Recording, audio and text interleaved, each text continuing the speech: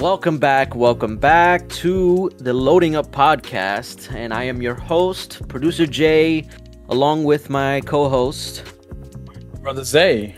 Brother Zay. Welcome. Brother Zay's not here this week. It was a very busy weekend for him. He will be missed. He will be missed, but we'll hold down the fort. Speaking of busy, this week has been busy. It's week plus. This is why, it was funny. We were talking off screen about how slow the news has been for the past couple weeks, and then just literally the past week, it was just nonstop. Yeah, it's almost too much to bear. It was like, why all in 1 week? Can't you just spread it out a little? I know, right? This is the holiday season. We're trying to take a break.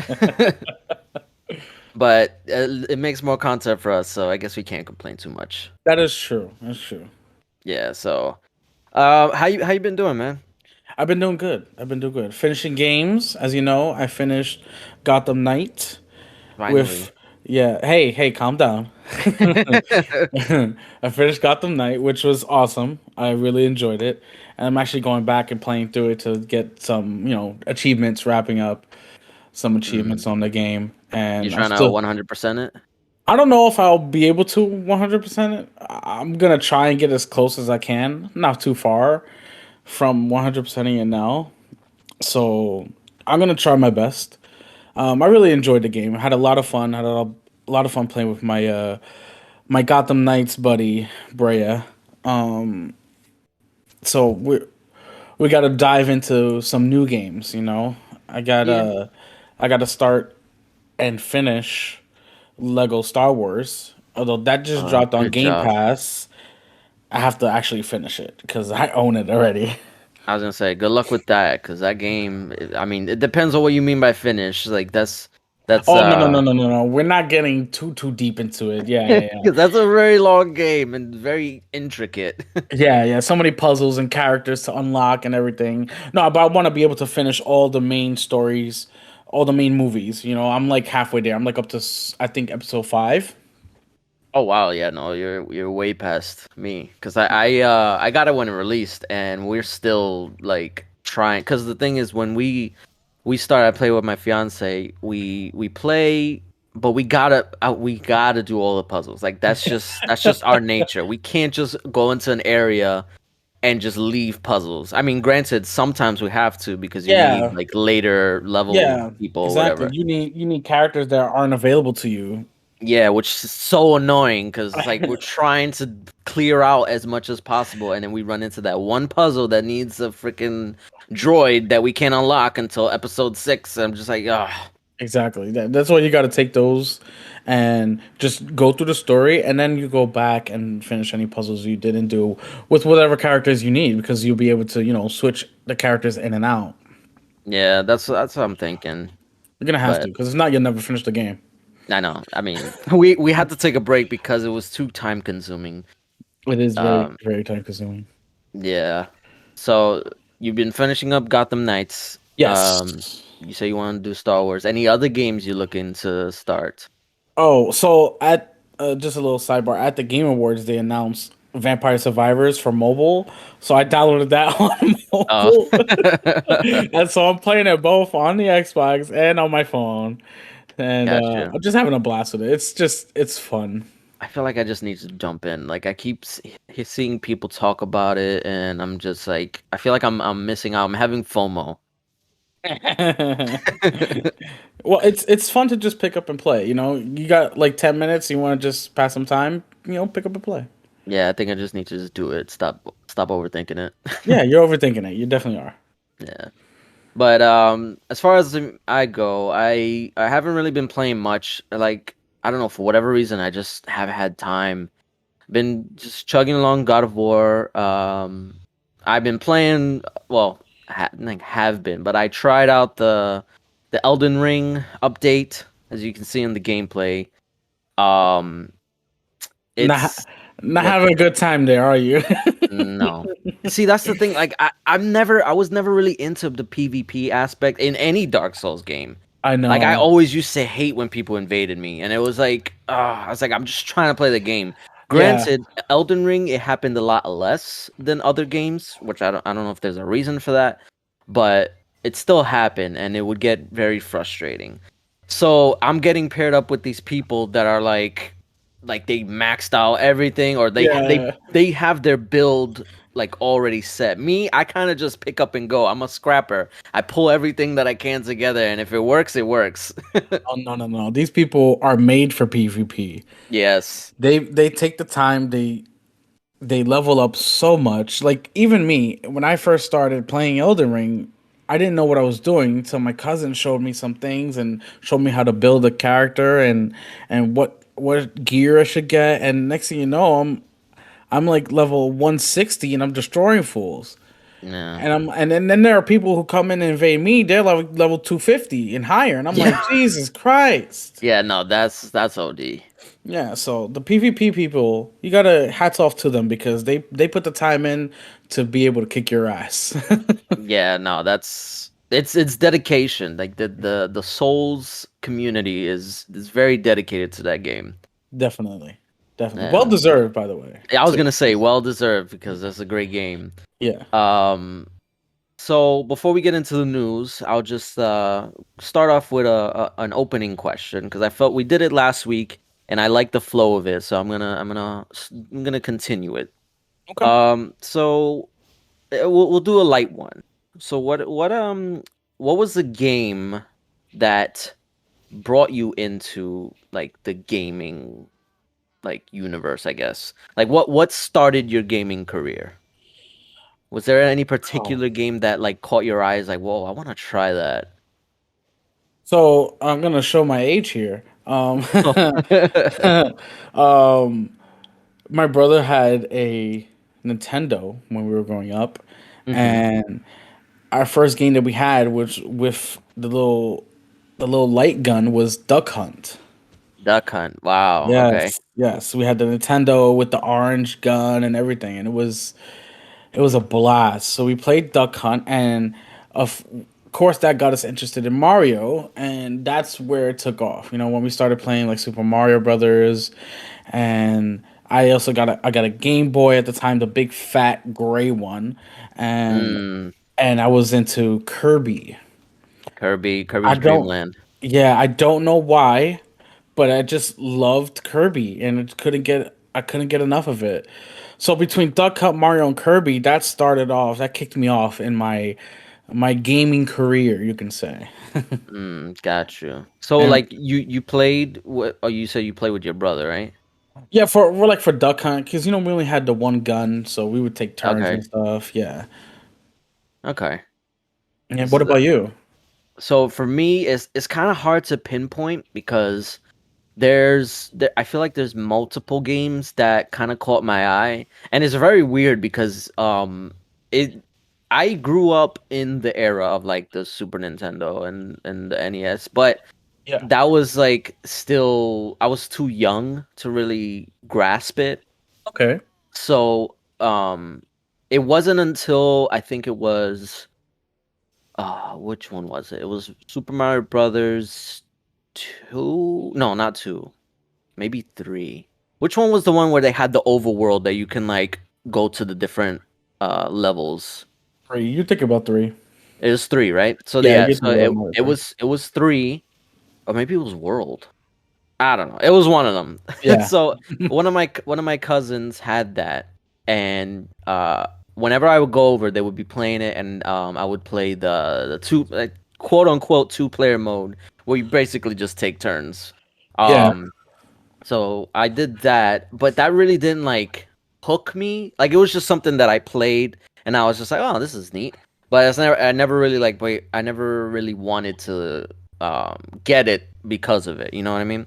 Yeah. So it wasn't until another one of my cousins got a PlayStation 1 and they had Metal Gear Solid for it. Oh, nice. Yeah, so they got this bundle. It was Metal Gear Solid plus VR missions.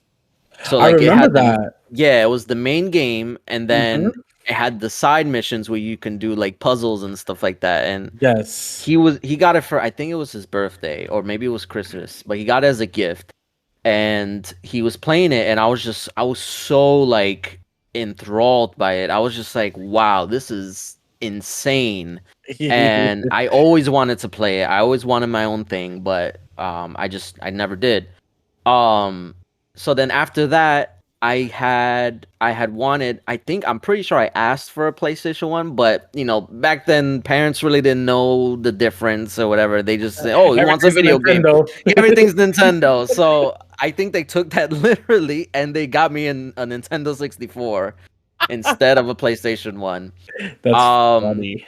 yeah, so but it turned out for the best because I got Mario 64. Obviously, like I feel like that's Yeah, everybody's that's a most standard. people's, yeah, when they get an N64, that's what they get. You have to have Mario Um 64. yeah, so I got Mario 64. I got Mario Kart, and then I also got this like Tetris type game. It's not Tetris, but it was very weird. It was like water coming down, and you have to drop it on the map, and it would clear. It was very strange. I to this day I don't know what it was called. I remember one day I was trying to figure out because it just popped in my mind, and I was trying to look for it, but I couldn't figure it out. But that's the best I can describe it. Okay. Um, so yeah, so those are like the three games, and oddly enough, the cousin that had the PlayStation 1 and Metal Gear Solid, he wanted the N64 because he wanted to play Mario. So he would come to my house to play. I'm like, "Yo, you got a PlayStation. Why are you coming to my house?" And he's like, "I really want to play Mario 64." And one of my fondest memories is we got um we were trying to collect all the stars because we heard that you could find Yoshi once you get the 150 stars, or maybe it's 151. I can't remember. Um, yeah, so we were trying so hard, and we got 149, and we were like trying to find this last star in one of the levels, and it was almost impossible. And it wasn't until like when we were adults that we figured out where it was. As kids, we never found it out. I never got to meet Yoshi as a kid. No. I know, I was so like upset. Eventually I moved on, more games came out. I just whatever. But Yeah. it wasn't until I think it was Mario the DS remake Okay. that I found out where it was, and I sent it to my cousin. I was like, "This is where it was," and we were just like, "What?" And we were just like, we couldn't believe how like we missed it or Yeah, you whatever. probably passed right by it a bunch of times. Yeah, it really was one of those things where it's like we just took a wrong turn somewhere. Oh, that sucks. But yeah, so that's the beginning of my like gaming career, and the rest is history. I never did get a PS1 though. Wow, he still didn't get the PS1. Yeah, I got a PS2, so I guess that makes up for I that. mean, yeah, you could have brought the PS1 games, played them on the PS2. I never did. Oh, silly, silly. It is whatever. So yeah, I guess we could just jump right into the news because we got a lot to cover. There is a lot of news to cover. Yeah, the the Xbox gods were on our side this week Yeah, with the for real. amount of content we have. Yes. So yeah, we'll just jump right into it. The first big news story that we'll jump into is that Xbox is following Sony's suit in raising prices on their mainline games. So IGN broke the story that Microsoft's built for series games will now cost $69.99. And I don't agree with raising prices, especially in an ever, increasing digital world where we can download a game. They don't have to worry about manufacturing or shipping or anything like that. Why are we spending more on games? But, such is the way of life, inflation and everything. Somebody's got to get paid. The bottom line's got to be filled. So Xbox is raising prices to Yeah. $70. Not a fan. Not a Not a fan. fan. Like I was very much against $70 games when Sony did it. I'm against it now. I don't think it's a good idea. I mean, I can understand from an economic standpoint why they'd want to do it, but personally, as a consumer, I'm gonna be against it, no matter how justifiable it is, you know? And I Yeah. feel like um a lot of times people misunderstand what like the difference between understanding things and justifying it. So it's like I can understand it, but I can't justify it like from a consumer because that's it doesn't benefit me. So why should I be for it? Whereas some Yeah. people they just defend and they freaking oh $70 means more quality. It's like no, that's not how it works. They can make Yeah. quality. The price has nothing to do with quality. Yeah, that's not going that extra $10 is not going to go to the developer. You know, Exactly. It they doesn't go. It they goes to the got paid publisher. already. They got paid Exactly. already. It's done, you know? Exactly. So, you're always going to have those people out there who are going to, agree with everything their particular favorite box Mm-hmm. does, but let's be real here. Adding an extra $10 is not going to help any consumer of video games. It only helps the publishers and their bottom line. Right. The one upside that I see to Xbox doing this is that if you have Game Pass or Game Pass Ultimate, Yes. you get the game anyway. You don't Yeah. have to pay $70 for it. It's gonna drop day one on Game Pass. Yeah. So If that's not an excuse though. it's not. It's not an excuse. I'm still very much against them raising the prices because people like to own their games. Some people don't want a subscription service. Some people want to buy their games, which is Right. their right to do so, you know? But if you do own Game Pass or Game Pass Ultimate, you don't have to worry technically about spending that $70.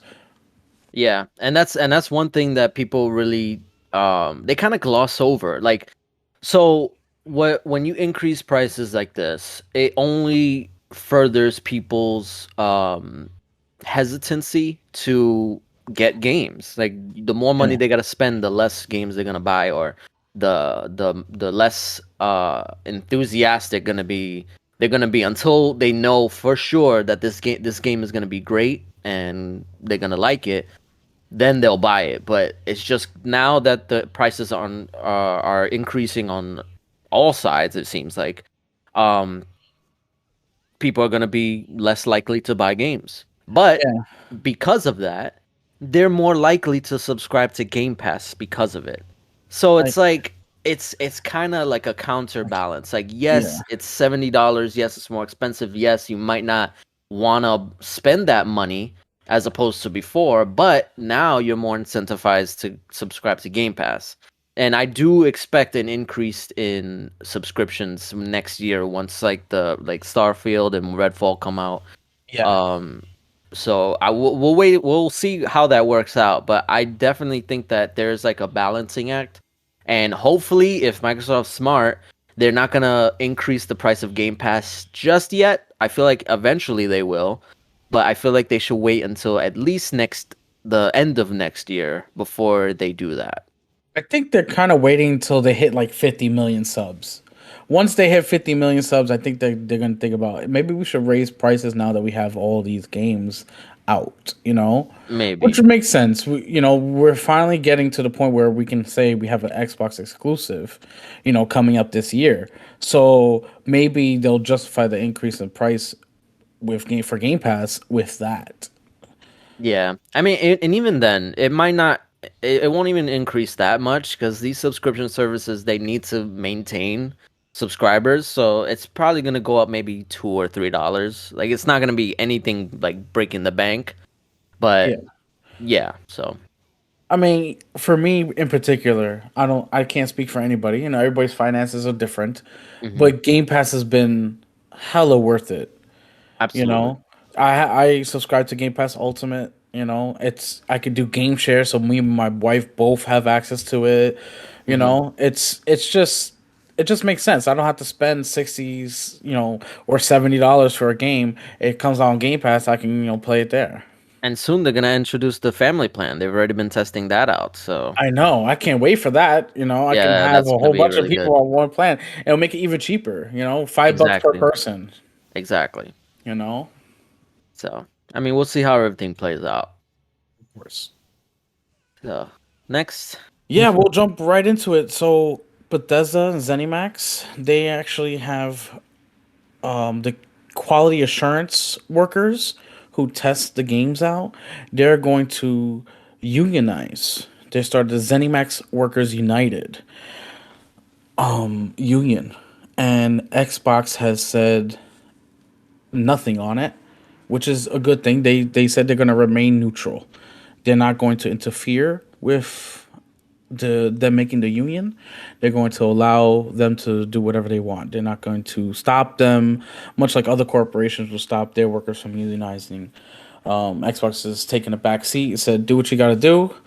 Although conditions at Xbox and Microsoft, with all their studios now, they have like what 30 something studios now.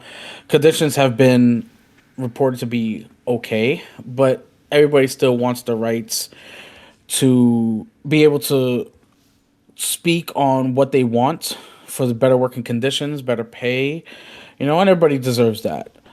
So Right. these Q&A workers at Bethesda are definitely going to start unionizing. They're going to take a vote actually.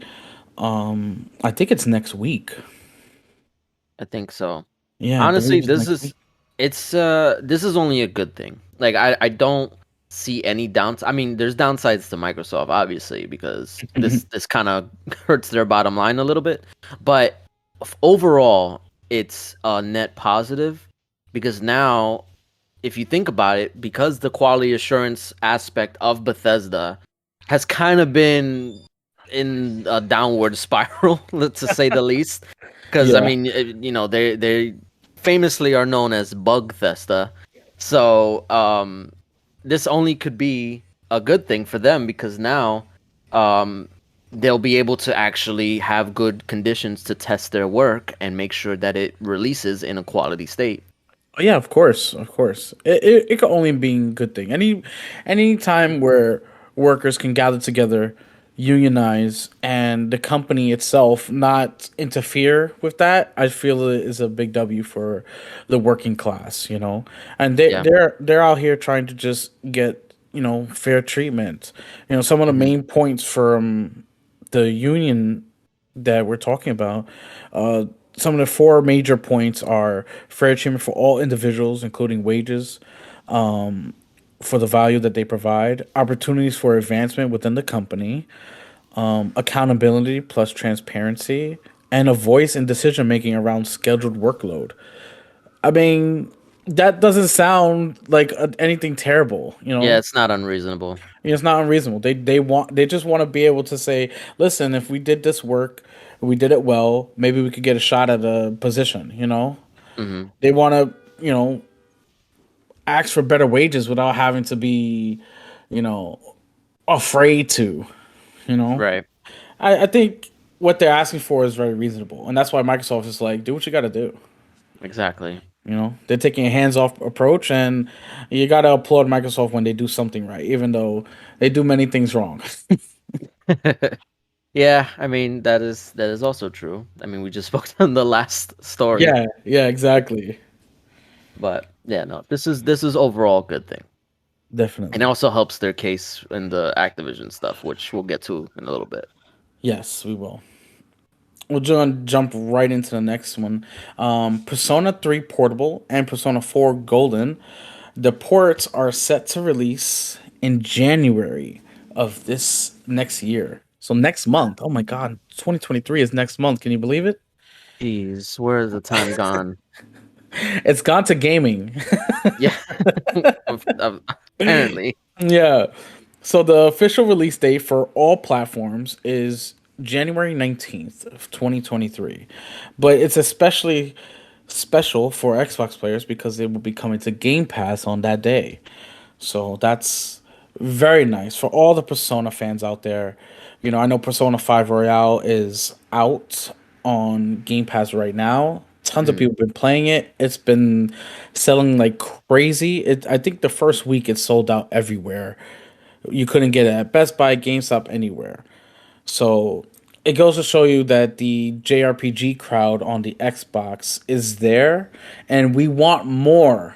Okay, Phil Yes, Spencer, anybody listening? Jeff I'm. Grubb, we want more JRPGs on Xbox. I'm sure they're listening because obviously that's the reason why they did this stuff because Yeah, people are asking for it, and I hope they continue to plead the case for Xbox players because obviously there has been I guess bias against Xbox because they don't release games on there.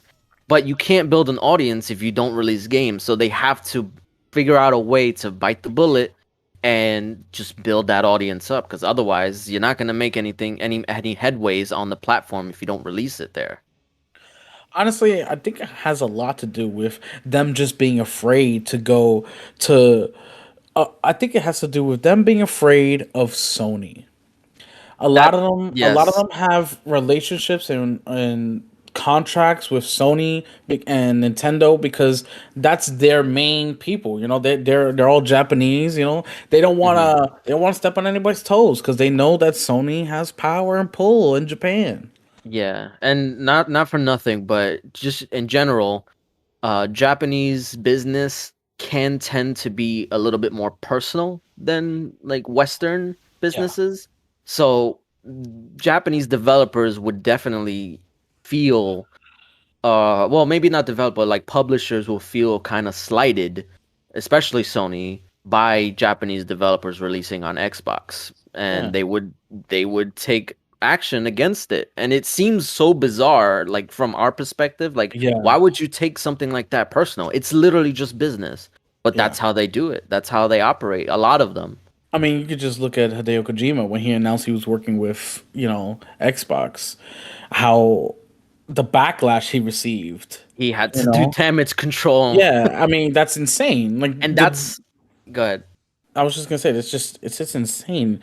You know, he's working with everybody. He's not just working with Sony. Just because he's working with Xbox doesn't mean that he's gonna leave Sony. It just doesn't make sense to me.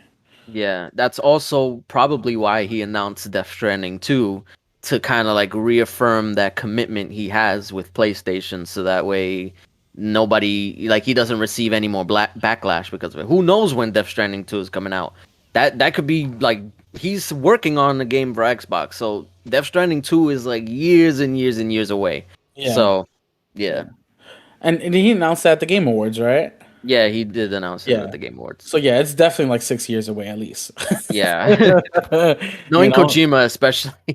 Yeah. Yeah. All these big games take a lot of time now. It used to be like every 2 or 3 years where, games would come out, or even a year. Look at Mass Effect 1, 2, and 3 all came out very quickly. Yeah. But now these games take, 4 or 5 years, sometimes six to develop. Yeah. Especially, in this transition period where we're going from the Xbox One and PS4 now to PS5 and to Yeah. the series consoles. There's a lot of technology that developers and publishers have even yet to use for the new consoles because it's still so new. We're still Right. early in the generation. Yep. Absolutely. Yeah. So I know we'll be getting more into JRPGs with Xbox. I know they have a partnership with many people in Japan. We saw Phil Spencer and his team in Japan, you know, talking and working alongside with developers.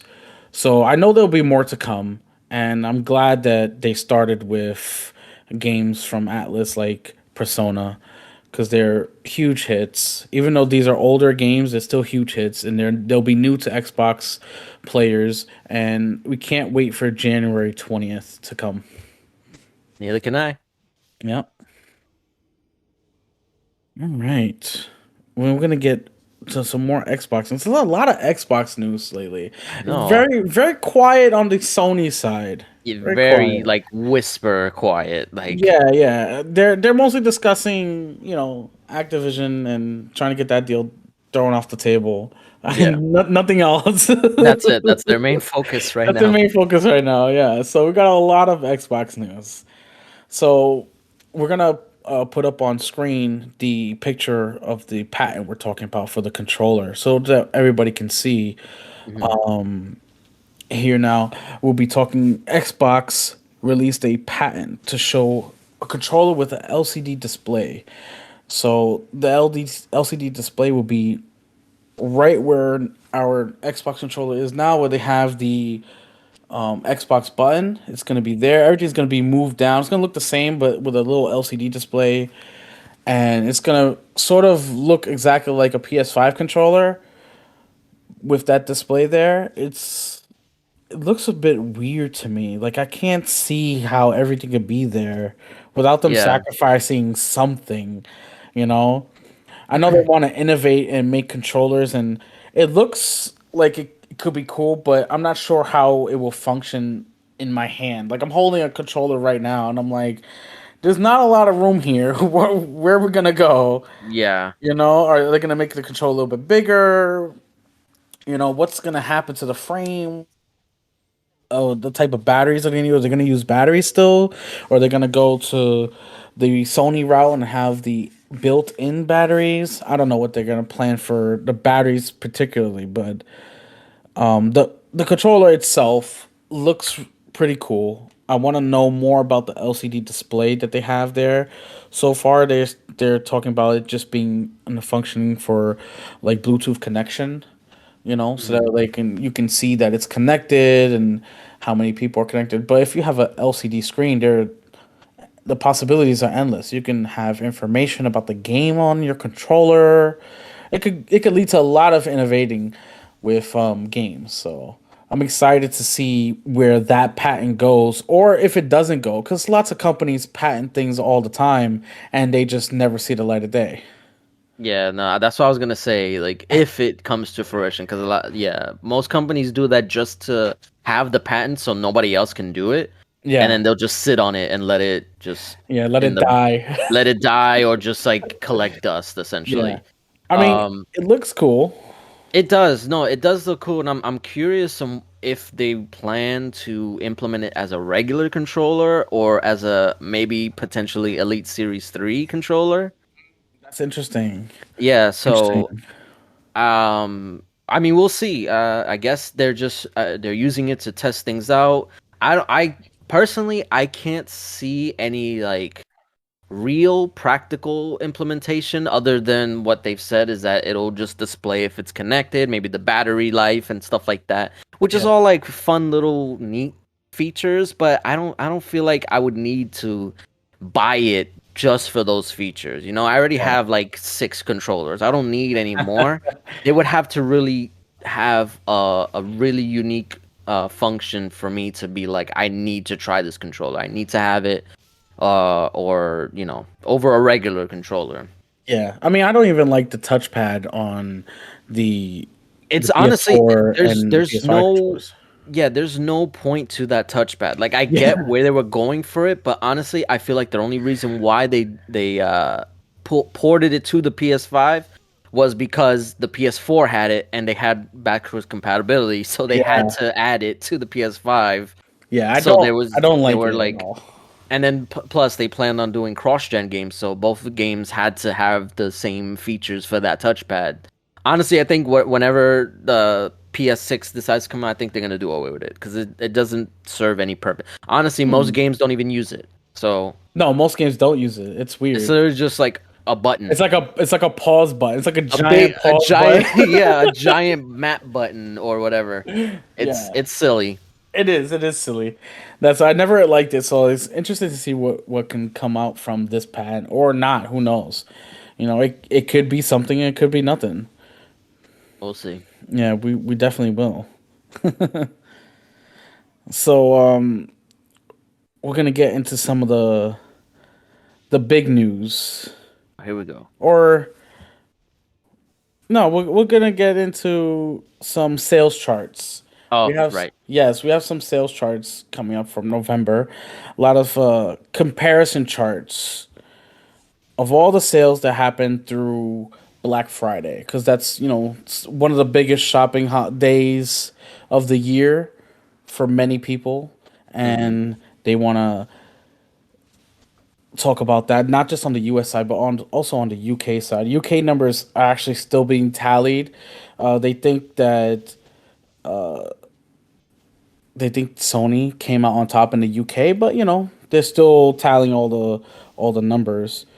Mm-hmm. So as of right now, The PS5 is in the lead with 10 million units sold, 10.5 million units sold. The series That's consoles, total, right? this is total for the year of Okay. 2022. Okay. Yeah. Yeah, the year 2022. Everything so far. 10.5 million consoles sold for the PS5, and the series consoles is right behind it at 8.5 million. And then of course we have the market leader, the true market leader, Nintendo Switch with 15.5 million units Jeez. sold. No, nothing is going to take down Nintendo. Nothing. Yeah. It, it, It's it doesn't matter. Where everybody talks about Sony and Xbox, and there's this fighting online, and then Nintendo's just sitting back, just laughing with all the money. yeah, it's it's very it's funny how people trying to like discount Nintendo from these conversations because really they're the kings of the castle. Like let's be honest, they're the ones running everything. There are many instances where people, especially from news organizations like Bloomberg or even New York Times, where they'll put Nintendo in an asterisk because it's like, oh, but this is a different gaming market because Yeah, they consider it technically mobile and handheld, but it's like no, it's a console. I got two it sitting is. up on the dock right now. You can play it on your TV with a controller, so it's a console and it deserves to be talked about when we talk about sales charts. And I think people don't like to talk about it because it's like, yeah, Nintendo's gonna sell, Yeah, but it's one of those like inevitabilities. Like yeah, yeah. I mean, overall, Nintendo's actually down for the year by 21%. They thought they were gonna do better, but they're still killing it. mhm. Xbox is up by 31.5% from last year. So they're doing well. They're happy with those numbers. And PlayStation is just down a little bit by a 0.3%. So it's everybody's doing well. Everybody's eating, you know. Yes, Everybody's eating. So of course nobody doubted Nintendo was going to be the market leader. Everybody just wants to talk about Xbox and PlayStation, but Nintendo reigns supreme.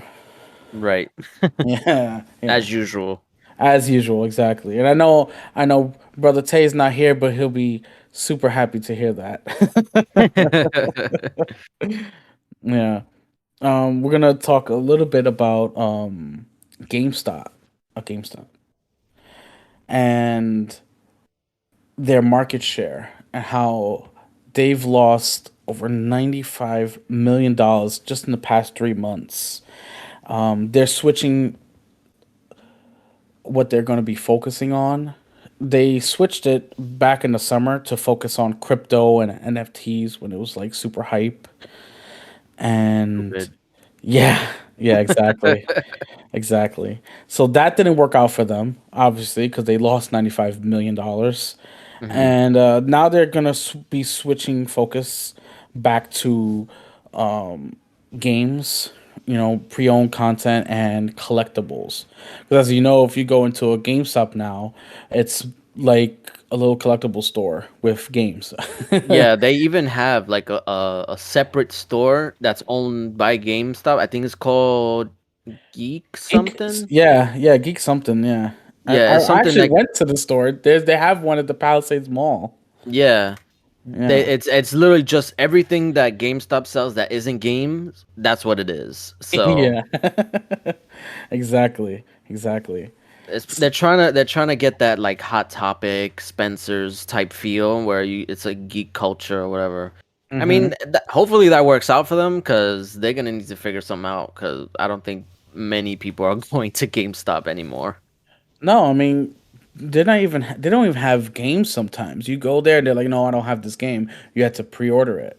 You know. Yeah, You can't even just casually walk in and pick up a game because they only have pre-orders now. And yeah, that kind of sucks for the average regular Joe consumer who just wants to walk in and pick up a game, you know? hmm, They just want to walk in and pick up the new NBA 2K23 or yeah, 24. They want to walk in and pick it up. They don't want to have to worry about pre-orders and all this. They're not super hardcore gamers like us. They're just casual gamers. yeah, And they're the ones who's suffering, and they're the ones who would take their business otherwhere. They'll go to Target or they'll go hmm, to Walmart or Amazon and spend there. Hmm. And then we have news like this where GameStop is losing $95 million in 3 months. You know, they just not doing that great. Yeah, it's really honestly, I'm surprised they even lasted this long. Let's be honest. I am as well. I am as well. It sucks though because they're gonna be focusing on layoffs now for a lot of corporate layoffs, but also layoffs for the crypto section and the NFT section. You know, Hmm. they were really going hard and they hired a lot of people, a lot of talented people, and now they're all gonna get laid off because they're switching gears again. You know, so not just them losing $95 million in 3 months, but them also losing some talent and people losing their jobs, especially around the holiday times.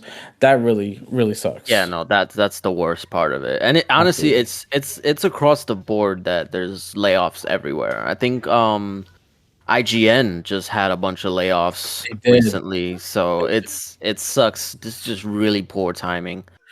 It absolutely is.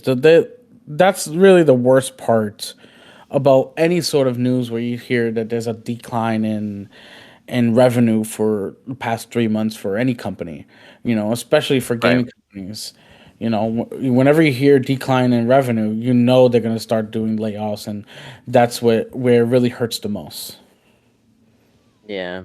There's really nothing we can do about it. Like even if we were to like start supporting GameStop or whatever, they're still gonna do this stuff. Like that's just how the business is. Yeah, yeah, definitely. All right, so we're gonna jump into the one of the major topics, Activision Blizzard. There we go. Meat Don't. and potatoes. It is the meat and potatoes of news. It is. That's a good analogy, because every week we got meat and potatoes.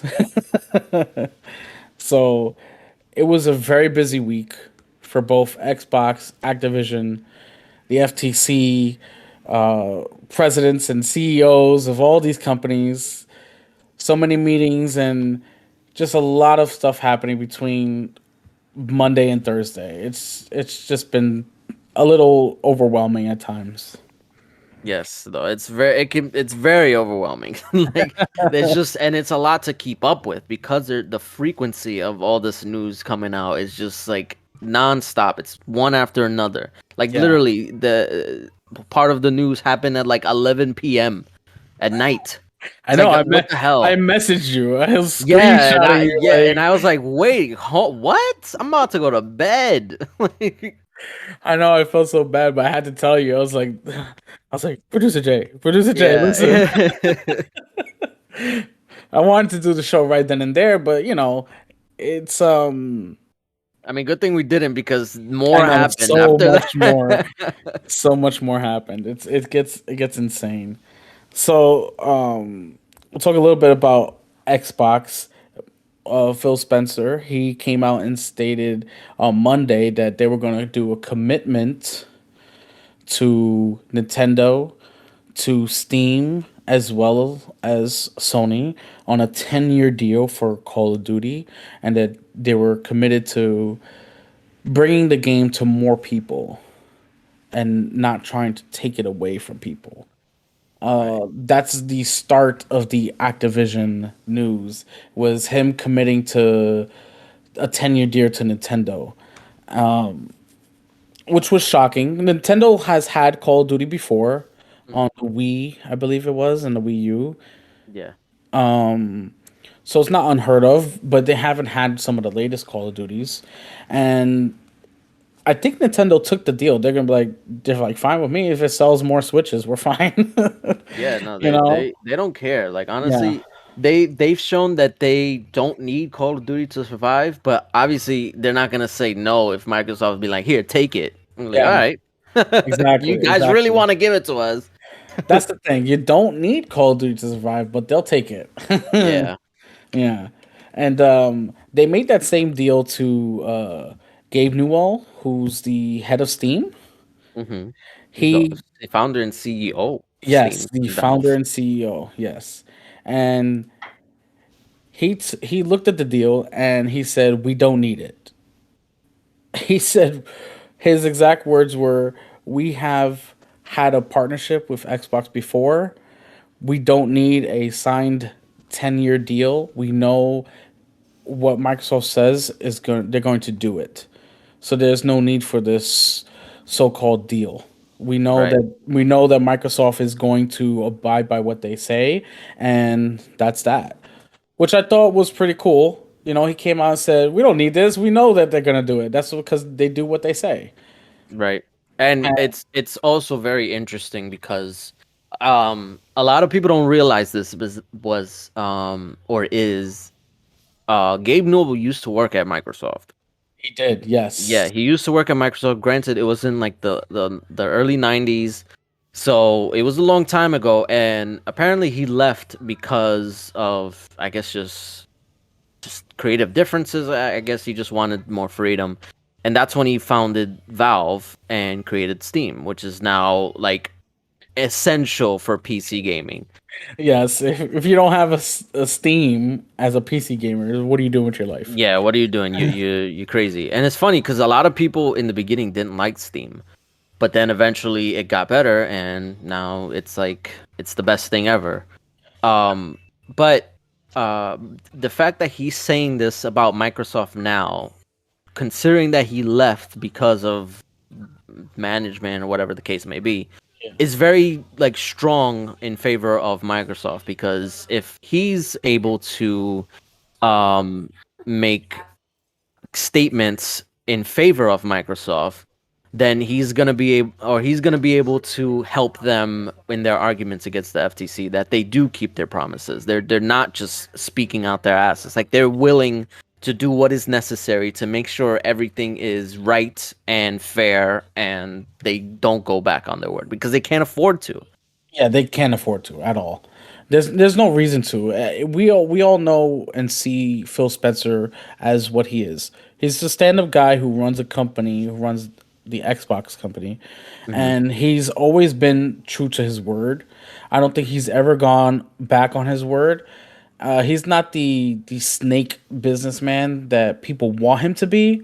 Yeah. Um, yeah, so yeah, when he came out and said it, he's his quote was, "Phil and the games teams at Microsoft have always followed through on what they told us they would do so. We trust their intentions, and we think Microsoft has all the motivation they need to be on the platforms and devices where Call of Duty customers want them to be."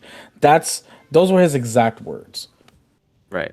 You know, those are some pretty strong words, like you said.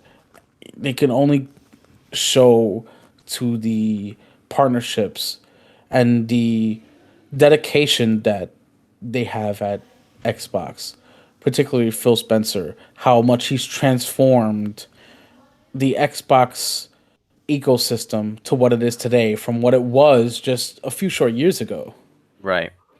You know, And I think so it's they're trying to shed that old skin, and they're doing everything that they can to make sure that because Microsoft tends to have this image that they're just greedy big tech, which was the case for a long time. I mean, But yeah, back ever in the s- '90s, yeah, back in the 90s, maybe early early 2000s, like 2000s, yeah. that they were very aggressive, very greedy, very money hungry, all that stuff. Mhm. But they've made very large strides to changing that aspect, especially on the Satya Nadella. Like, he's completely, like, I want to say, did a 180 on this company and just changed the landscape, changed the mindset. Like, I think it was last year or maybe it was this year that they came out with I think like the top 10 businesses the or best like morale in businesses, like the best places to work for Yeah, with the highest morale, and Microsoft was literally number one. It yeah, was the number one place to work for because of morale, like the way the ecosystem is, how they do stuff. It's very employee friendly.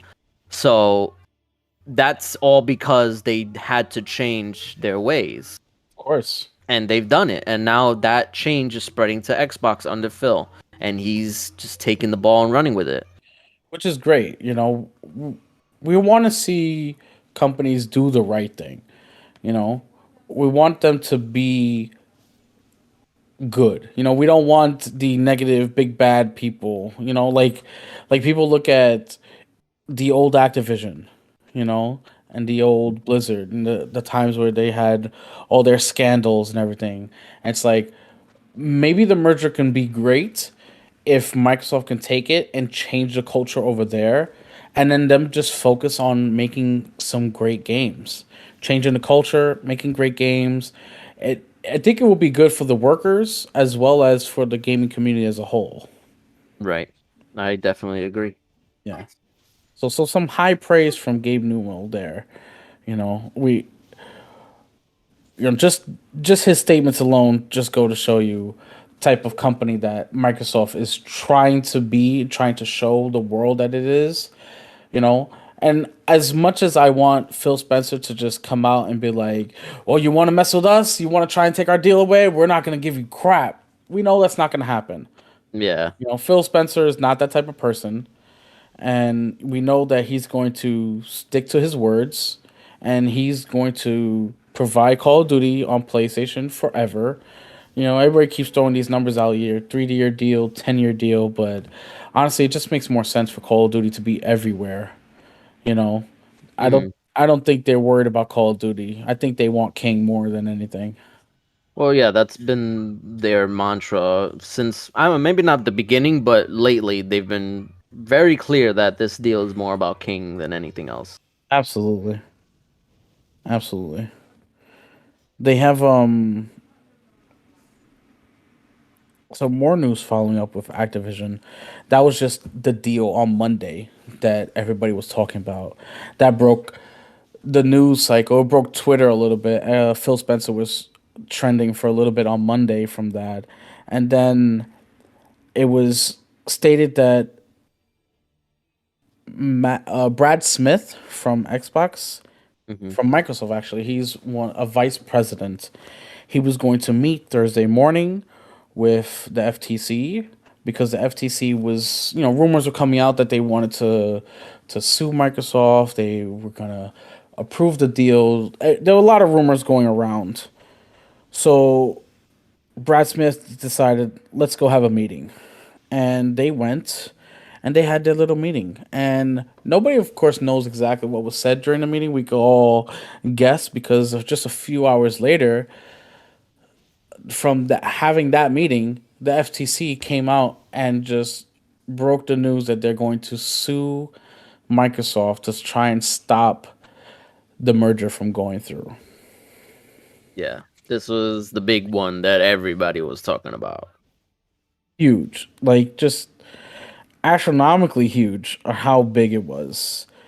It was it broke the internet a little bit. Twitter was trending for Activision, for Phil Spencer, FTC. Lots of people were talking about it, including senators. Senator Bernie Yes, Sanders and Elizabeth Elizabeth Warren. Warren. They all took to Twitter to praise the FTC for their, taking on the big giant Microsoft. You know, Again, that's just a false image of a bygone era that a lot of frank I will say all of them, a lot of all of Congress, at least the older ones, oh that no, they please. just they just Anybody over 50 in the Congress has no idea of what they're talking about when it comes to the gaming community. yes, they speak out their ass because they have preconceived notions about what these companies do, what they're all about because of what they used to do. So it's like they feel like, and it's also like hypocrisy because they're basically saying that these companies are incapable of changing. Like, isn't that the whole point of like the FTC and all this stuff, is to encourage like them changing their ways to stop them from being like monopolies and stuff like that. So when you see a company that is actually making that change, why would you still condemn them for stuff that they've done before?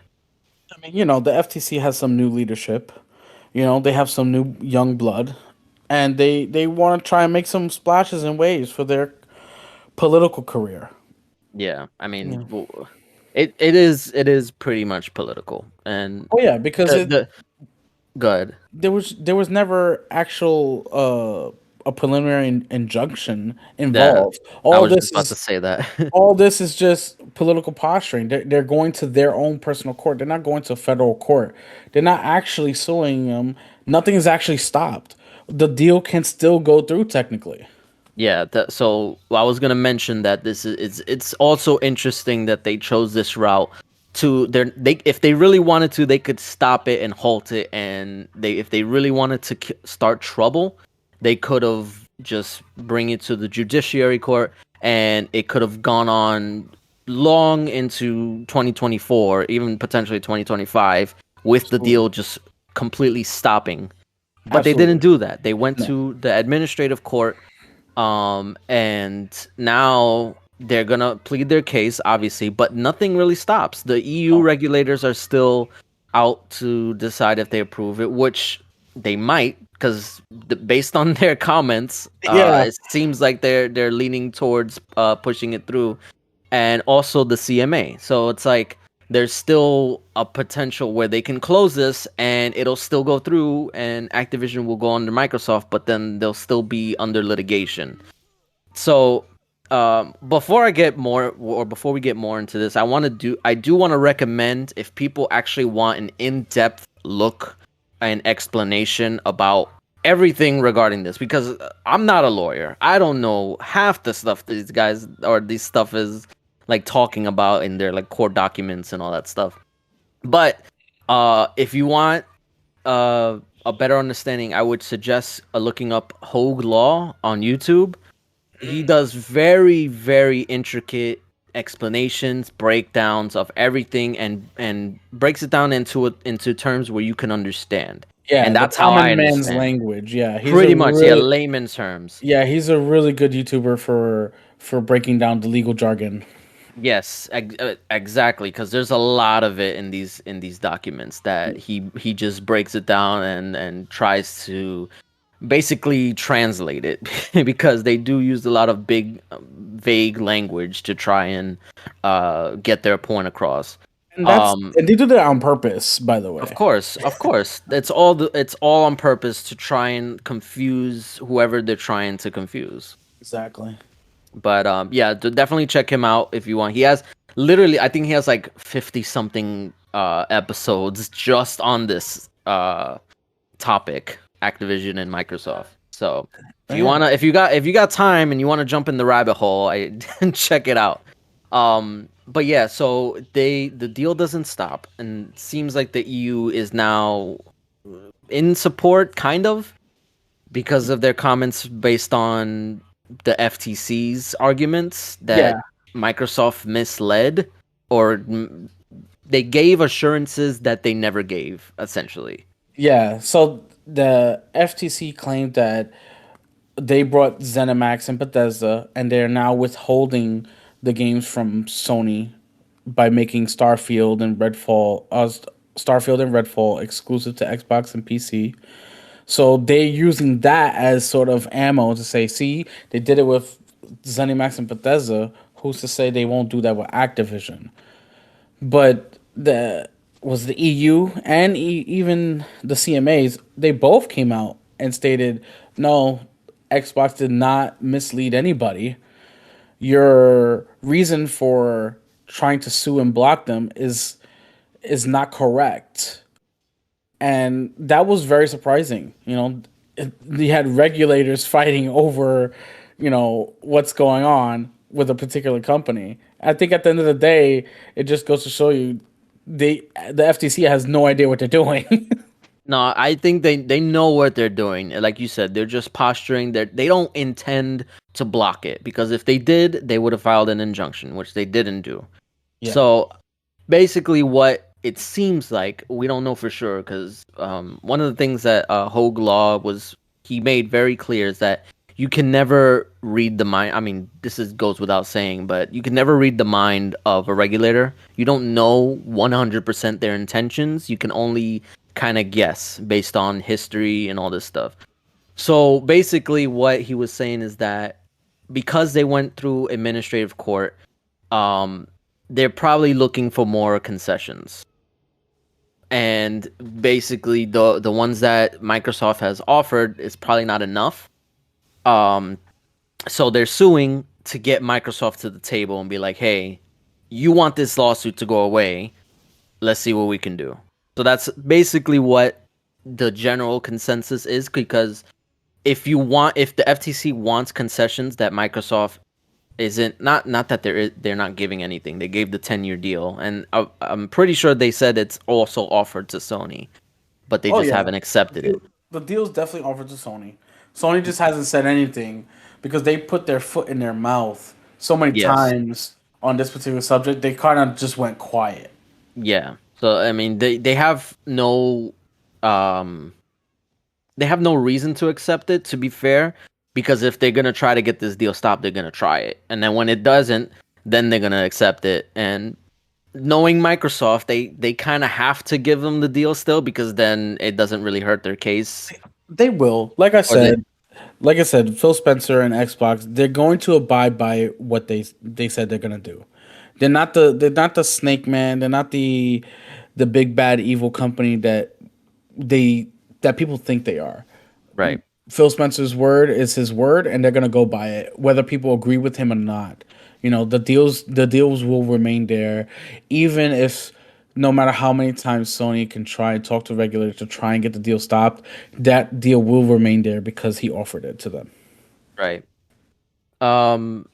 So yeah, I think honestly, I mean, I'm hoping that this is just what they say it is, that it's just a way to get Microsoft to agree to some concessions. What those concessions are, I have no idea. What I can guess is probably has to do with Game Pass, because I don't think they have any real argument to stand on when it comes to exclusivity, because Microsoft is already offering Call of Duty for 10 years, so that you can't really argue against that. Yeah, But I think the deal is probably going to focus, or the concession that they're looking for focuses around Game Pass and when they can put it on there. which So, which doesn't make sense to me. You know, if I buy something, how can somebody else tell me when and where I can't put my my product on a subscription service? You know what I'm saying? I know. It doesn't It, make it sense. it's really, it's hard because they all this is in the name of competition, and that's what the FTC is supposed to regulate. They're supposed to regulate competition to make sure nobody is outwardly um like, I guess, I don't know what the word to use, but I guess destroy, or like vehemently harm the competition, Yeah, because but even if this deal does go through, Xbox will still be number three. right. It's not a monopoly. No, it's not a monopoly. Because that's what competition is. It's to get a leg up on your opponents. Like, Yeah. that's how competition works. In any case, the goal is to do better than the competition. So that way you have people cut. That's why price cuts happen. That's why bundles happen. That's why like Game Pass deals, the $1 deal. That's why all this is in the name of competition. So this is it gets me frustrated when they keep saying that it's anti-competitive. It is it's competitive. That's what it is. They're doing whatever they can to get more people on their console, on their platform. And Sony's done it too. They've played for exclusives. Like, that's how it works. Yeah. That's what Sony's worried about. They're worried that they're gonna lose on their 1 year contracts that they've had with Call of Duty for a while. Where it's like they have exclusive content coming out to Sony first before anywhere else. They don't want things to be fair. That's pretty Yeah. much what it is. They Yeah. want the advantage and they don't want to lose it. So they're Yeah. claiming that them losing their advantage that they've had for nearly a decade is unfair, which Yeah. is that's crazy. Absolutely. Absolutely. Because we all know that Sony doesn't want to play fair. They want to keep their status quo of them being the so-called market leader. They don't want anything to change, which is why they were so reluctant to even start up their own sort of Game Pass competitor. Because they don't want a Game Pass competitor. They don't want a streaming service. They want people to pay full price for the games. They want Microsoft and Xbox to play by their rules. Exactly. That's the problem. Exactly. And Microsoft's out here trying to change the whole Change the landscape. rules. Yeah, Yeah. they're trying to change everything. And so far it's working in their favor, you know.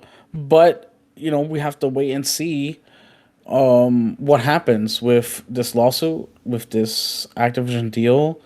It's not just Sony that we have to worry about, because there are Chinese companies like Tencent that are just out there gobbling up big percentages of companies out there, and Absolutely. before you know it, they're gonna own way more than Sony and Microsoft put together, and then you have China with their, I don't want to get a little too political, but their communist ways Hmm. inside you know, our gaming technology and how they use it. Hmm. They could be becoming the next Sony market leader if this particular deal doesn't go through. I don't see how this can be bad for Americans in particular. It's an American company. They want to buy more of American companies to make an American company better. Right. To fight off, foreign companies who've been the market leaders forever. In particular, Japan with Sony, and now China with Tencent. Yeah. It's like we said before, it's all political posturing. They're trying to make a name for themselves. They're trying to basically use this acquisition as like a warning to others who are looking to try and make moves in the tech industry for like big tech or whatever. Yeah. So I don't think they don't really care about this Activision acquisition at all.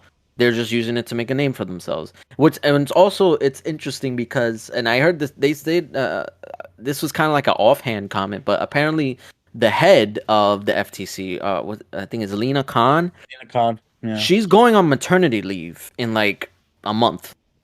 So it's like She's not even gonna be there. she's not even gonna be there. So it's like, why would you even do like it's literally just to send a message. She's gonna be on Zoom though. Don't worry about it. They're gonna have her there. Probably.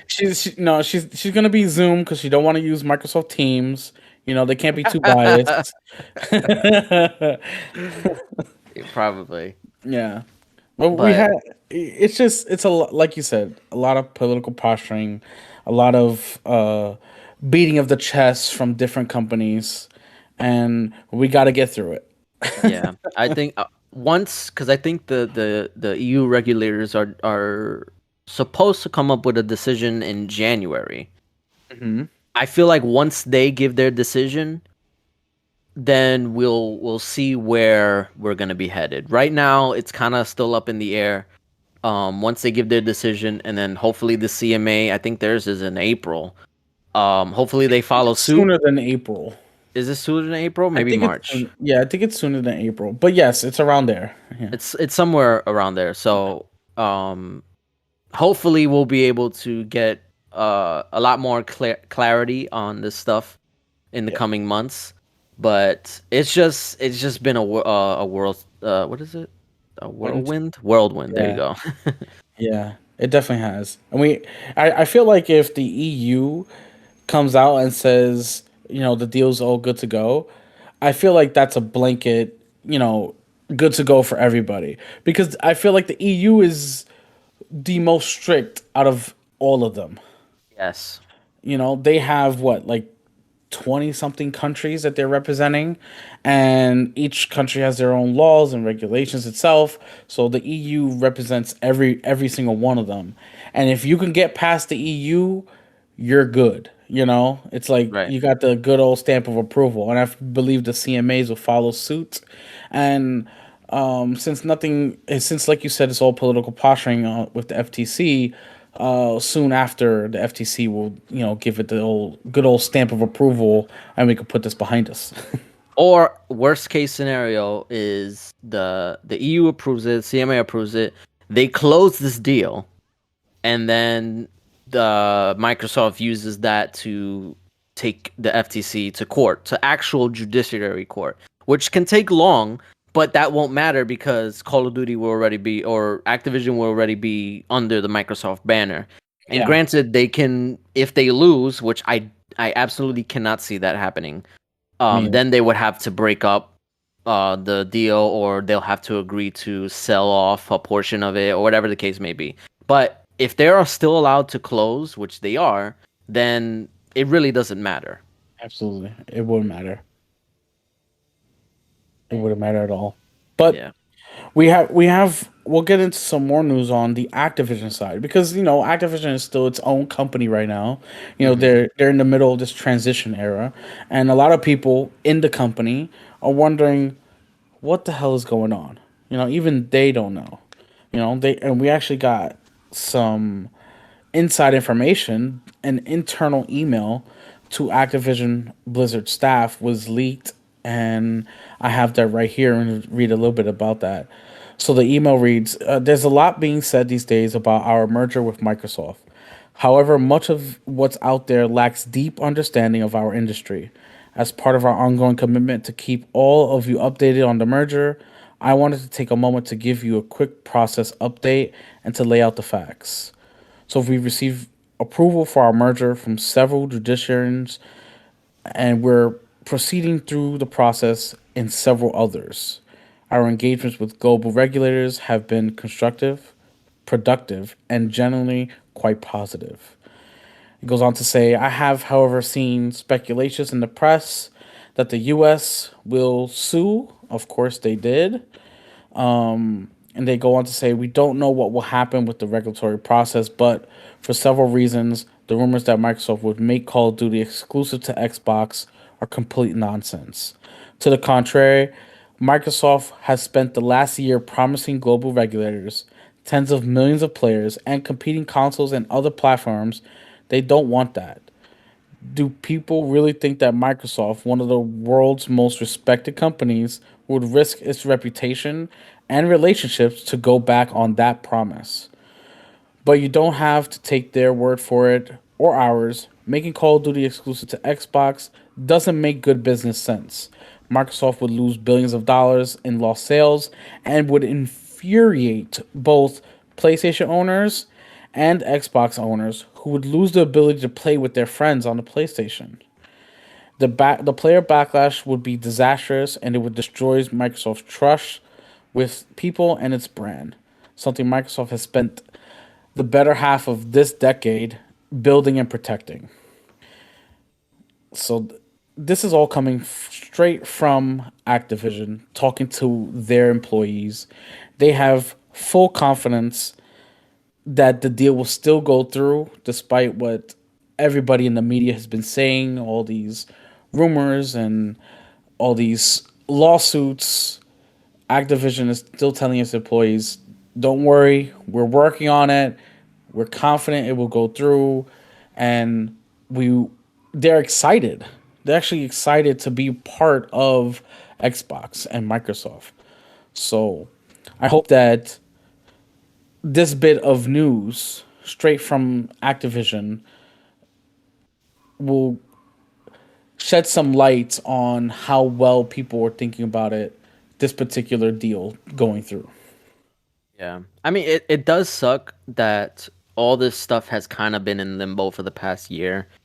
Activision really hasn't been able to do much. Like, granted, they're still releasing games. That's obviously that doesn't change, but the fact that they can't do anything else within like their operations to kind of like push things along. Same thing with Microsoft. They're kind of stuck, and there's also rumors that that's why they haven't really been showing much of their stuff, Yeah. that they're trying to not make the case for the FTC or any other regulator to be like that they have a lot of exclusives. Because the regulators don't know about this stuff, they're not gonna, if they don't see it, they don't know. It's kind of sad, um but yeah, yeah, no, so I mean, there's not much they can say about this stuff because I mean, they're not going to say, "Oh, we don't have confidence," because that'll be bad. Yeah. um, yeah, so they're just trying to like essentially do damage control. They're trying to keep calm, don't freak out. Like this deal's not done. We're still working towards it. Like there's still a path to getting it closed. So it's not the door's not shut. They're just it's just being threatened, but that doesn't really mean anything. It's just words, pretty much. Um, but yeah, so hopefully, like I said, things can go a little bit smoother and go faster because frankly, as good as it is to have like this content and to talk about, it's getting tiresome. It's like a freaking soap opera at this point. It really is. They're gonna make a documentary on it. Watch. Oh yeah, that's gonna be on Netflix next year. What are you talking about? Definitely. So let's put Activision behind us and get into a little bit about the Game Awards. Yes, Yes. So we'll discuss a little bit of the Game Awards and what our favorite moment was because the Game Awards was long. It was like it's 2.5 4. hours. No, well, if Well, you the started actual watching, show. yeah, the actual show was 2.5 hours, but it was more like 3.5, almost 4. Yeah, with the pre-show and stuff. Yeah, because they were announcing winners and everything during the pre-show. So we'll get into a little bit of some of the winners for some of the categories, and then what is our favorite release that they showed. World So premiere. yeah, the world premiere. So what we'll get into that first. What was your favorite world premiere that you're most excited for? So there's two. One of them was the Cyberpunk DLC because Okay. I really enjoyed Cyber. I really need to get back into it. I put like 70 hours into it and I kind of stopped because it was like taking over my life. But then I never got back into it and I really want to.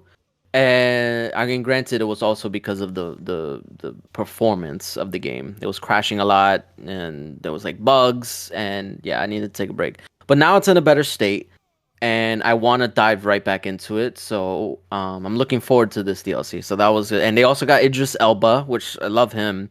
Yes, who Um, doesn't? he's great. So he's a good addition to the story. Yeah.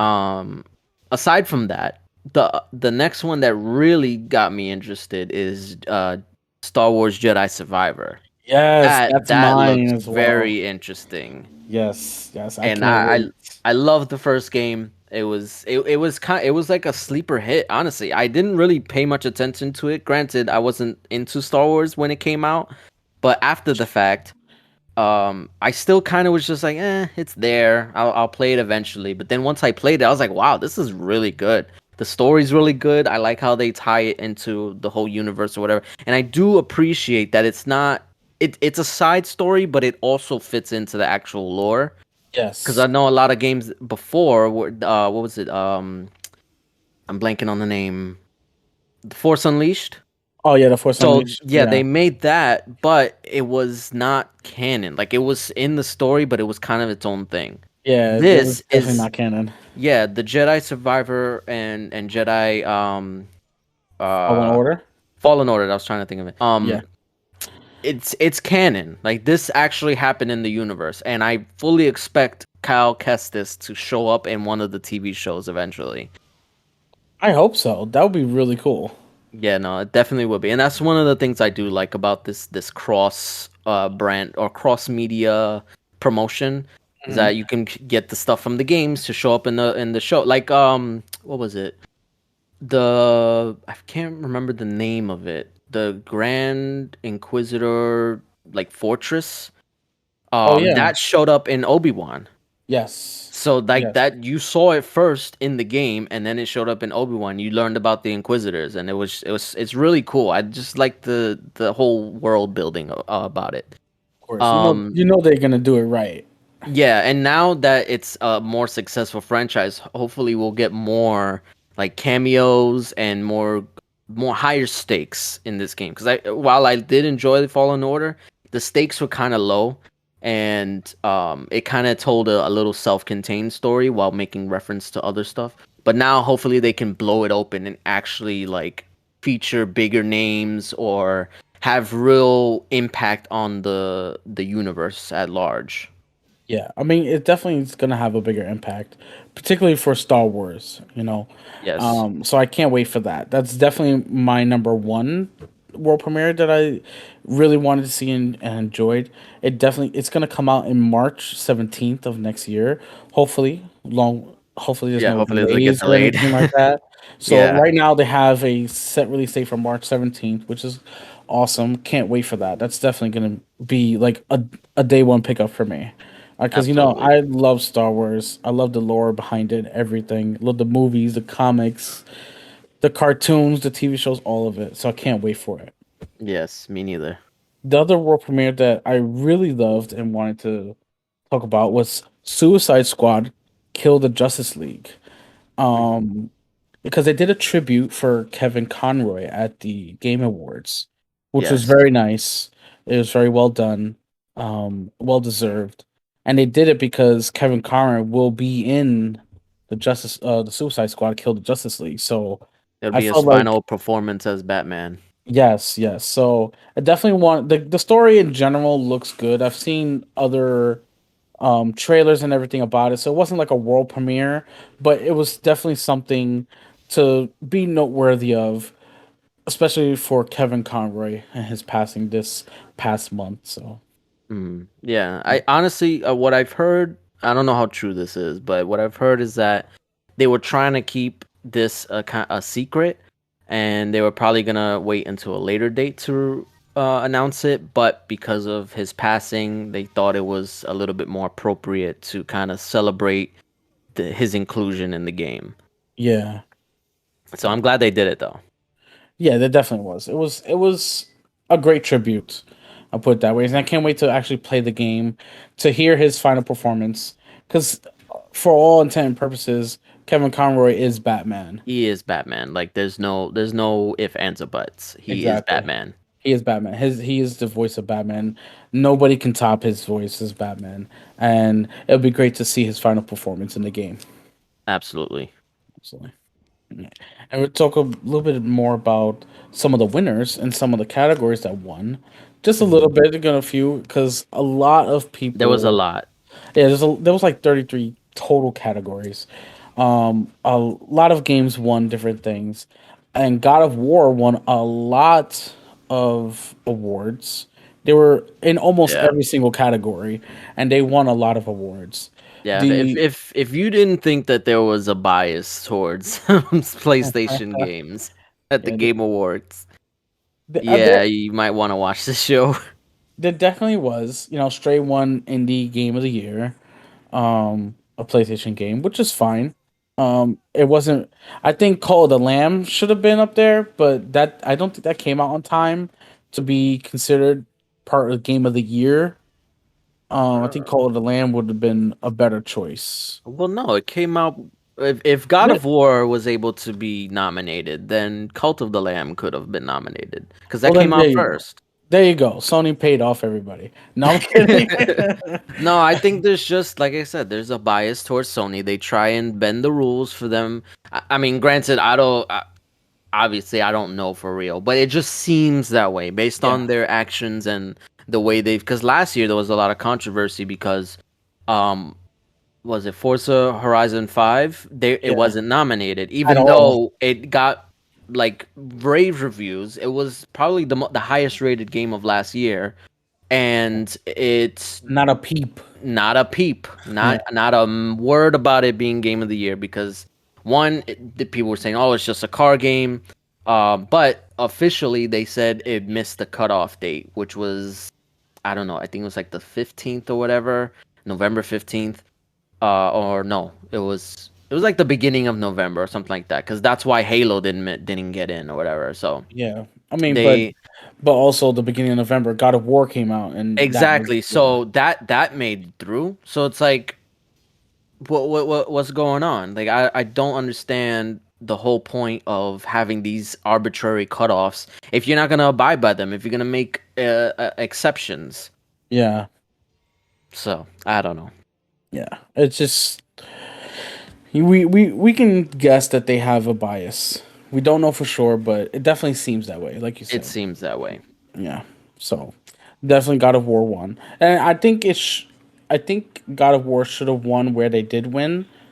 Because they like Christopher Judd, he won best performance I for do. Yeah, his. there were certain categories that God of War did deserve to win. I'm not Yeah, gonna lie about that. I mean, because what other performance could they think of that was best performance? His job as Kratos was phenomenal. You know, he did the first one very well. I haven't started on much of God of War Ragnarok, but I hear amazing things about it. So I know it's good. It's So he good. definitely deserved that award for sure. You know, his speech was Yes. really great too. You can tell he really appreciated winning the award based off his speech on his words, and he was humbled to be working with such great people at Santa Monica, Yeah. and even his some of his co-stars and the directors. So he was taken aback by the amount of support that he was getting for his role as Kratos, and I think that he deserved that particular award. Absolutely. Yeah, but we all know that Game of the Year went to the King, Elden Ring. Yeah, you know, because Elden Ring is one of those generational games. You know, it comes out, it literally changed the landscape of gaming. It brought people to a different genre of gaming that nobody tried before, and it just made waves from months upon months. You know, No. It took over like the gaming conversation. Like literally for months, absolutely. everybody was just talking about Elden Ring. That's Yeah. it. Like that's all it was. And it was funny because uh what was it? Horizon Forbidden West also came out like I think like a couple months before, maybe like a few weeks No, so it before. was like a week before. Oh, it was a week before. Okay, so Yeah, then yeah, and the same thing that happened to the first game happened to the second game, where I think Breath of the Wild came the out a Wild week came out. after Hmm. the first one, and then now Elden Ring came out a week after the second one, and it got zero awards this year. It was very. I mean, a lot of people were just talking about how I don't want to say it's sad, but you kind of have to feel for the developers who put a lot of effort. I'm sure they really wanted that game to be great, but it's just I don't know. Like, granted, I haven't played it, so I don't know. I've never played the first game, which I have it installed. I just haven't gotten around to it. But a lot of people were saying that the first one was better than the second one, though. I mean, I hear that all the time. The first one was better than the second one. I haven't. I jumped into the first one. I didn't enjoy it as much as I thought I would, and I kind of fell off on it. Hmm. And you know, I'm a fan of games. You know, Right. so when a Sony exclusive comes out and it's getting a lot of praise, I'll try it out. I'll play it. Same thing I did with Ghost of Tsushima, Hmm. and I played it. I absolutely loved it. It was my favorite game of 2020. So like I'm not sitting here as a Xbox fanboy just bashing Sony games. I just didn't like it. Mm. I didn't feel like Horizon Forbidden West and or the first one was just a good of enough game for me to sink some time into. You know, I didn't see the everybody was talking about how great it was. It's gonna win a lot of awards. I didn't see it. I just didn't feel it. I picked up the controller, I played it, and I was just very uninterested. Yeah, that seems to be what the consensus was. Is that it was okay, but it's nothing groundbreaking or whatever. Yeah, no. I mean, But nothing like like Elden Ring. That's exactly. Elden Ring came out, and literally TikTok, YouTube, Twitch, everybody was talking, playing Elden Ring, making content about Elden Ring. Everything was Elden Ring for months. yeah, You and know, even it got new people into the. You said yourself that Elden Ring was your first Souls game. it was. It's my first From Software game. Yeah, Um, so it got people into the genre for the first time, and people were exposed to how good it is. Even though it's challenging, don't get me wrong, very it's a challenging. good challenging, Yes. It's a rewarding challenging as well too. rewarding. You Yes, know, absolutely. you felt like you did something great. You know, when you beat a boss, or even just like a regular world boss. You know, you beat a dragon. You're like, yes, I did it. Hmm. I didn't die for the 20th There's a time. very strong sense of accomplishment with De- Elden Ring. definitely, and it deserved the game of the year. You know, Absolutely, I one think hundred percent. I think for sure that they got this one right. Yeah, Yeah, for sure. So another thing happened at the Game right Award. after. Well, no, this was before. We're gonna talk about Flute Guy. Oh, okay, yes, Yeah, okay. so everyone's favorite part of the Game Awards was Pedro Estache, whose epic flute skills and clear enthusiasm during the Game Awards orchestra have earned him the nickname Flute Guy. And the first of all, the score at the Game Awards was amazing. Like they did an awesome job. And then every time the camera panned toward the middle where Pedro was sitting, he would play the flute with such enthusiasm and he was so excited. You can tell in his performance it was just great. So they will pan away to other parts of the orchestra and then it'll come back right to the middle and you'll see Pedro there with a whole different flute. It was completely different. Like you were like, what? He just got a new instrument. Now he's standing up and he's jamming out like he's in a rock band, and you can tell he switched flutes again. They pan away, come back, switch flutes again, and he's out there just having the time of his life. And mind you, what they played was amazing. That last orchestra song that they did for Mhm. Game of the Year was so good. Yeah, no, And I did. I caught that part, and that was actually really. It was really cool. yeah, it was really great.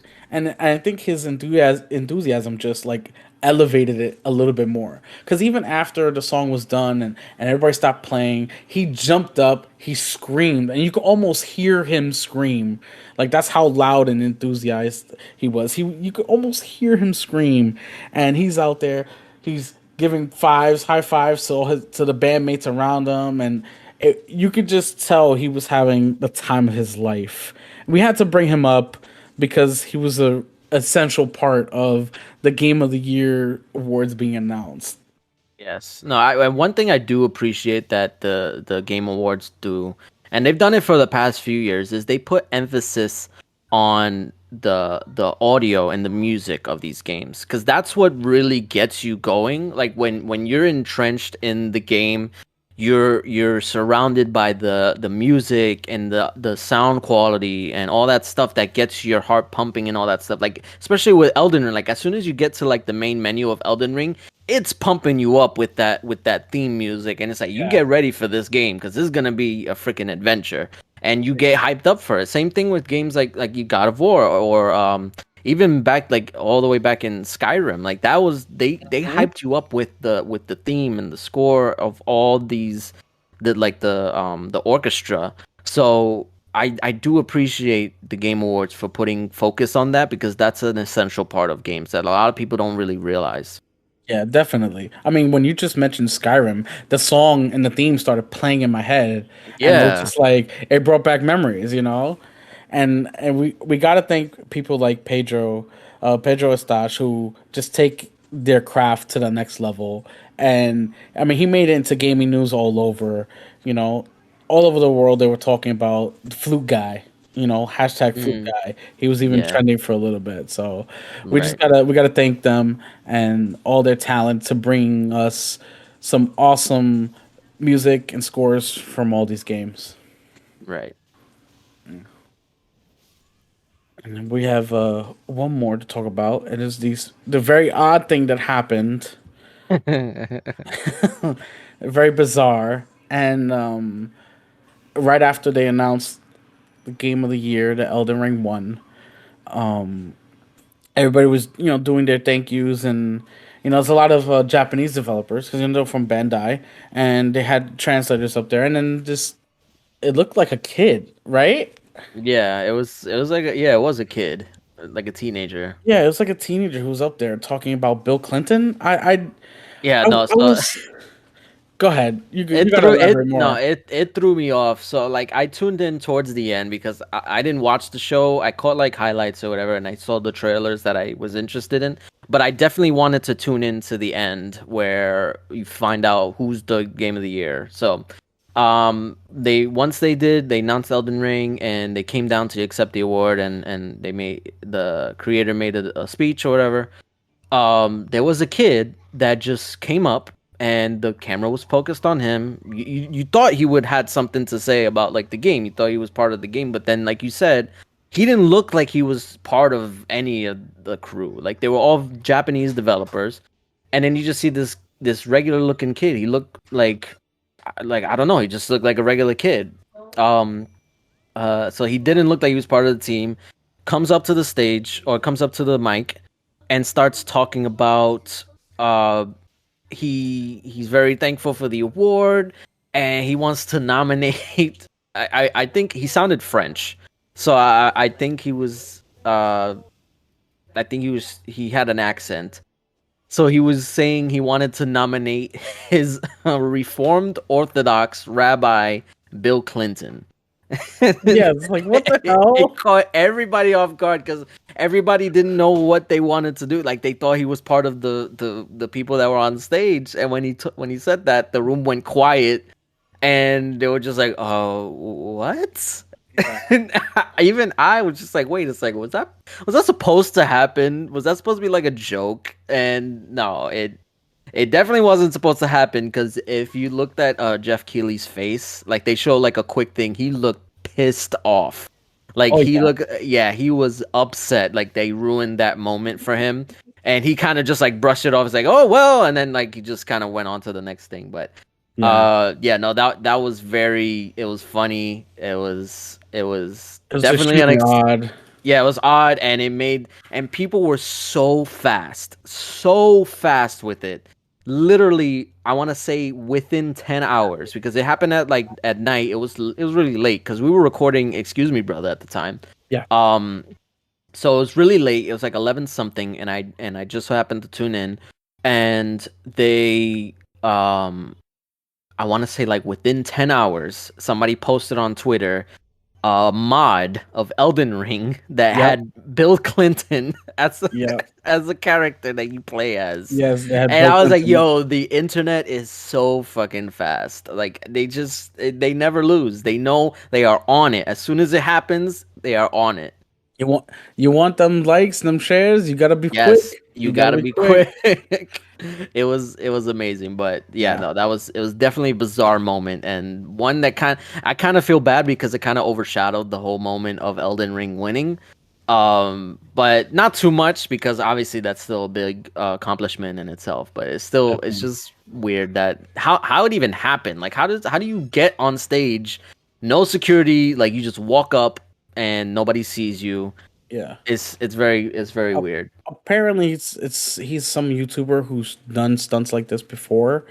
So it's the mystery's still out. They're trying to figure out what who he is and what his intentions were. I think he was just trying to get likes and shares for his particular Yeah, channel, but he did it. You know, he was up on that stage. He said what he said, and he's gonna get some attention. You know, his little 15 minutes of fame. yeah. I mean, mission accomplished, I guess. Yeah, yeah, definitely. Yeah, but anyway, is that it? Because That we've been going is, for a really long time. we've come to the end of our news cycle.